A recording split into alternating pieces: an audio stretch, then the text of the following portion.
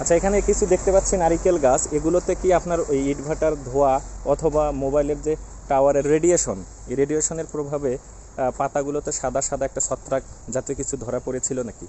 আসলে আমার কাছে যেটা মনে হয়েছে যে টাওয়ারের রেডিয়েশন অথবা আপনার টাওয়ারের রেডিয়েশন তো এমন কিছু না, তার থেকে তো একটা বিক্ষত ঝড় বাতাস, আমি তো মনে করি তার চাইতে বেশি কিছু না একটা টাওয়ারের রেডিয়েশন। এটা বিষয় যে আসলে বুঝতে হবে। আপনার ডাব গাছে যেটা হয়, ডাব ঝরে যায়, সেটা হলো আপনার যখন ডাবের ফুল আসে, এই ফুলগুলোর আপনার পিঁপড়া আক্রান্ত হলে ওই ডাবের পিছন দিকে গুটিতে পিঁপড়া আক্রান্ত হলে ওটা শুকে যায় বা কালো হয়ে পড়ে যায়। এটা আসলে ডাব গাছ অ্যাকচুয়ালি এটা খুব সেন্সিটিভ একটা বৃক্ষ, এর পরিচর্যাটা সঠিকভাবে না হইলে হয় না।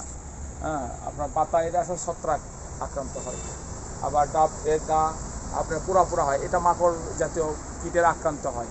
তো এই বিষয়গুলো আসলে তো আমরা গাছ লাগাই, একটা গাছকে আমি রোপণ করলাম, এই পর্যন্ত আমাদের দায়িত্ব শেষ। কারণ প্রকৃতি আল্লাহর রহমতে আমাদের গাছে ফল আসে, আমরা মনে করি এইভাবে বোধহয় ফল আসে। আসলে গাছের যে একটা সিজনাল যে একটা পরিচর্যা, আমরা কিন্তু মানে 80% লোকে আমরা করি না। একটা বৃক্ষ ডাব লাগা রাখছি, আমার বাবা লেগে গেছে, আমি খাচ্ছি, আমার সন্তানেরা ফল ভোগ করতেছি, কিন্তু ওই গাছে যে বছরে 3 বার খাবার দেওয়া দরকার বা তার কী জাতীয় খাবারের প্রয়োজন, এটা আমাকে মেনটেন করতে হয়, কিন্তু আমরা আসলে করি না। ওই আমার বাবা লেগে গেছে, আমি ডাব খাচ্ছি, আমার সন্তানও খাবে, একসময় গাছটা মারা যাবে। কী হয়েছে, কোনো কারণে মারা গেছে, এটা আসলে আমরা এইভাবে আসলে বোঝার চেষ্টা করি না, বা এটা সঠিক ট্রিটমেন্টটা আমরা নিই না।